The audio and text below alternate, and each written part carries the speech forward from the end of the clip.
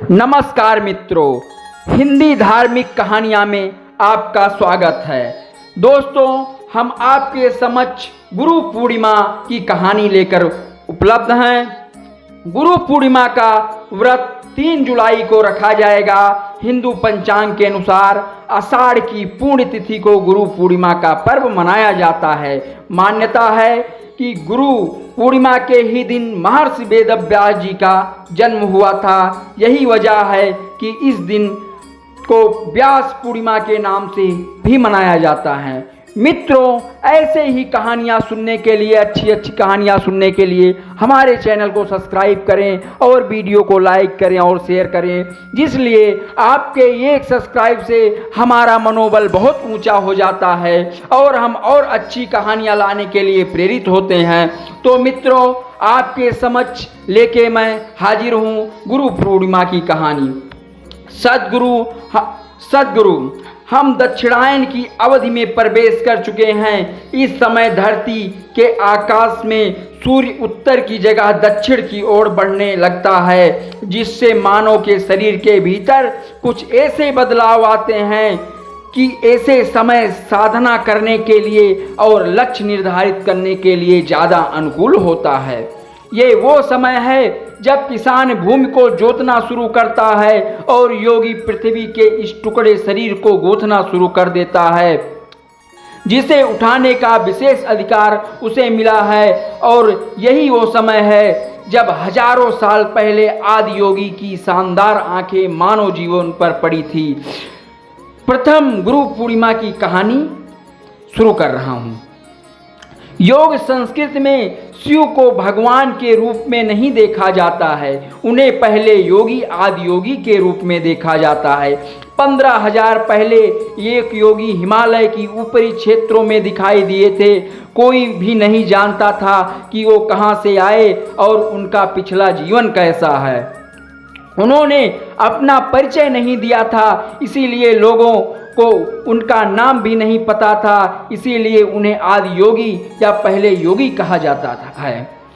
वे बस आए और बैठ गए और कुछ भी नहीं किया। जीवन का एकमात्र संकेत कि उनकी आंखों से बह रहे परमानंद के आंसू थे, उसके अलावा ऐसा था। उन्होंने अपना परिचय नहीं दिया था, इसीलिए लोगों को उनका नाम भी नहीं पता था, इसीलिए उन्हें आदि योगी से पहले योगी कहा जाता है।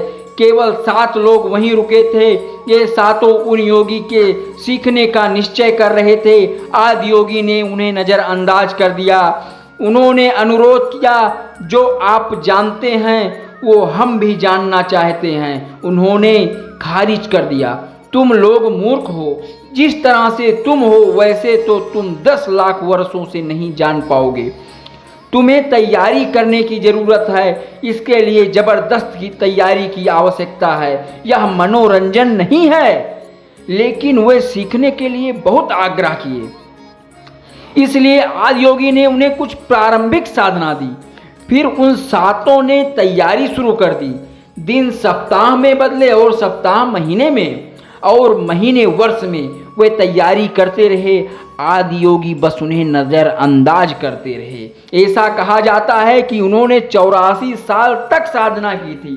फिर एक पूर्णिमा के दिन 84 वर्षों के बाद उस दिन जब सूर्य उत्तर से दक्षिण की ओर जा रहा था, जिसे इस परंपरा में दक्षिणायन के रूप में जाना जाता है, आदि योगी ने इन 7 लोगों को देखा।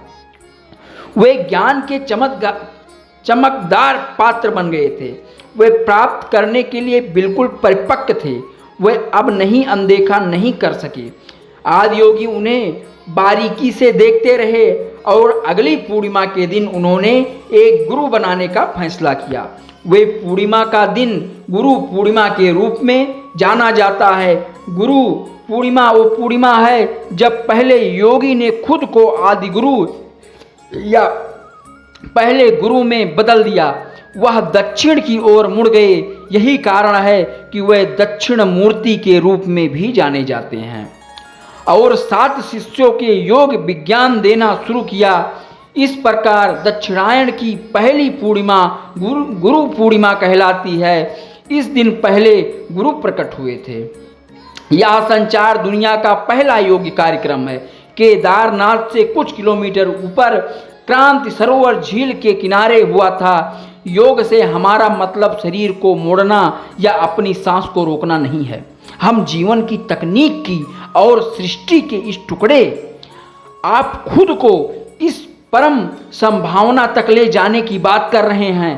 मानव चेतना का यह असाधारण आयाम या इंसान के ब्रह्मांड तक पहुंचने वाली एक खिड़की बन जाने की संभावना का खुलासा इसी दिन किया गया था। गुरु पूर्णिमा मानवता के जीवन की सबसे महान क्षणों में से एक है। यह ऊपर उठने और मुक्ति पाने के बारे में है, जो कि एक ऐसी संभावना है जिसके बारे में मनुष्य कभी नहीं जानते थे। इससे कोई फर्क नहीं पड़ता कि आपका वंश क्या है, आपके पिता कौन थे या आप किन सीमाओं के साथ पैदा हुए थे। आपने खुद पर लगा दी है। यदि आप प्रयास करने के इच्छुक हैं तो आप उन सभी चीज़ों से ऊपर उठ सकते हैं। मानव इतिहास में पहली बार उन्होंने घोषणा की थी कि मनुष्य के लिए चेतन होकर विकास करना संभव है। पश्चिमी जगत के वे समाज जो विकासवाद तो मानते हैं, आज आध्यात्मिक प्रक्रिया के खुलापन रखते हैं। जो लोग मानते हैं कि भगवान ने हमें ऐसा ही बनाया है और इसके अलावा कुछ भी नहीं मानते, वे ऐसी किसी भी संभावना के लिए खुले नहीं हैं। कुछ साल पहले मैंने एक अमेरिकी पत्रिका के साथ इंटरव्यू में हिस्सा लिया था। उन्होंने मुझे एक प्रश्न पूछा, पश्चिम में मानव चेतना के लिए काम करने वाले सबसे महत्वपूर्ण व्यक्ति कौन है? बिना किसी हिचकिचाहट के मैंने कहा, चार्ल्स डार्विन। उन्होंने कहा, लेकिन चार्ल्स डार्विन तो एक जीव वैज्ञानिक हैं। मैंने कहा, लेकिन वह पहले व्यक्ति थे जिन्होंने लोगों को बताया कि विकास करना संभव है। आप अभी जो हैं उससे कुछ ज़्यादा बनना संभव है।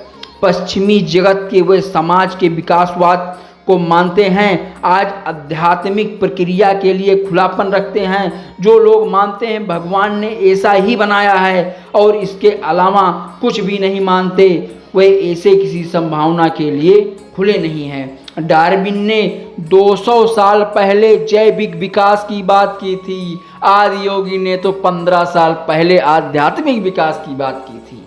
उनकी शिक्षा का सार यह है कि इस अस्तित्व के प्रेरक परमाणु, यहाँ तक कि सूर्य और धरती की अपनी चेतना है, लेकिन उनके पास समझदार मन नहीं है। जब चेतना के साथ एक समझदार मन भी जुड़ जाता है तो वह सबसे शक्तिशाली संभावना होती है। यही चीज़ मानव जीवन को इतना असाधारण बनाती है। आदि योगी ने जब योग विज्ञान को 7 ऋषियों तक पहुंचा दिया, तब वे दुनिया भर में योग विज्ञान को फैलाने के लिए तैयार हुए। उनमें से एक अगस्त्य मुनि दक्षिण में भारतीय उपमहाद्वीप की ओर बढ़ गए। अगस्त्य मुनि ने एक ऐसा जीवन जिया जिसे लगभग अति मानवीय माना जा सकता है। उन्होंने यह सुनिश्चित किया कि हिमालय के दक्षिण में जहाँ भी लोग रह रहे हैं वहाँ एक आध्यात्मिक प्रक्रिया हो। कई मायनों में आज हम जो कुछ भी करते हैं, जिसे हम ईर्षा योग कहते हैं, वो अगस्त के काम का एक छोटा सा विस्तार है। दक्षिण आने और फिर से उत्तर तक की यात्रा करने की यह परंपरा अगस्त के समय से ही एक वार्षिक चक्र के रूप में चली आ रही है। आज संख्याएं घट गई हैं, लेकिन एक समय था जब योगी सैकड़ों और हजारों की संख्या में यात्रा करते थे। अगस्त्य मुनि ने दक्षिण की ओर जाने की वजह से योगियों और आध्यात्मिक साधकों के मौसम के बदलने के साथ साथ हिमालयी क्षेत्रों से दक्षिण की ओर जाकर वापस आने की परंपरा शुरू हुई।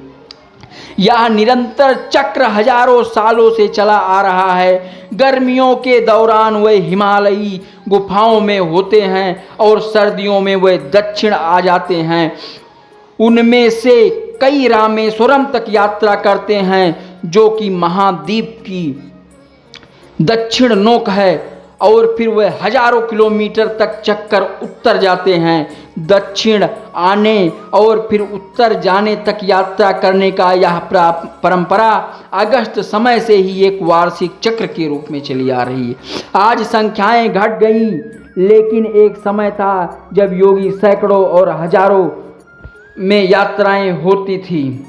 हम अब इन आधुनिक युग में नहीं होते, लेकिन मानसून परंपरागत रूप से एक बहुत ही प्रचंड प्रक्रिया रही है। मानसून शब्द आप में एक निश्चित गति और प्रचंडता का एहसास दिलाता है। यह प्रकृति इतनी प्रचंड होती थी तब पैर से यात्रा करने मुश्किल हो जाता था। आम तौर पर यह निर्णय लिया जाता था कि इस महीने के लिए हर कोई जहां भी संभव हो सके आश्रय ले लेगा।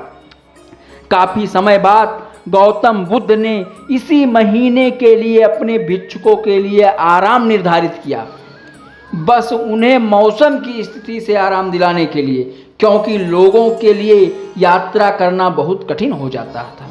इसीलिए एक ही जगह रहना होता था। इसीलिए ये तय किया गया कि वे महीना गुरु के निरंतर याद में बिताया जाए। हजारों सालों से गुरु पूर्णिमा को उस दिन के रूप में हमेशा पहचाना और मनाया जाता है जब मानव जाति के लिए नई संभावनाएं खुली थी। आदि योगी की ये भेंट सभी धर्मों से पुरानी है। इससे पहले कि लोग मानवता में इस तरह फूट डालें, विभाजनकारी तरीके तैयार करते कि उसे जोड़ना असंभव लगता। मानव चेतना को ऊपर उठाने के लिए आवश्यक सबसे शक्तिशाली उपकरणों को तैयार करके लोगों तक पहुंचाया जा चुका था। हजारों साल पहले आदि योगी ने हर संभव तरीके से खोज की जिससे आप मानव तंत्र को रूपांतरित करके परम संभावनाओं तक ले जा सकते हैं। ये तरीके इतने रिफाइंड और जटिल हैं कि विश्वास करना मुश्किल है। ये सवाल करना कि उस समय लोग इतने रिफाइंडेड थे कि कोई मायने नहीं रखता, क्योंकि यह एक निश्चित सभ्यता और विचार प्रक्रिया से नहीं आया था। यह एक भीतरी बोध से आया था। उनके आसपास क्या हो रहा था, उनके साथ इसका कोई लेन देन नहीं था। उन्होंने सिर्फ खुद को सभी के साथ बांटा था। उन्होंने बहुत विस्तार से मानव के सिस्टम के हर बिंदु का अर्थ और उससे जुड़ी संभावनाएं बताई। आज आप भी एक चीज नहीं बदल सकते, क्योंकि हर बात तो बताई जा सकती है। उन्होंने बहुत ही सुंदर और बुद्धिमानी का तरीका से बताया। आप बस उसे समझने का कोशिश को अपना पूरा जीवन लगा सकते हैं। नमस्कार दोस्तों, आपको कहानी कैसी लगी? अगर आपको कहानी अच्छी लगी हो गुरु पूर्णिमा के बारे में, गुरु पूर्णिमा से जुड़ी हुई ये जानकारी, तो आप ज़रूर वीडियो को लाइक करें, शेयर करें और चैनल को सब्सक्राइब करें।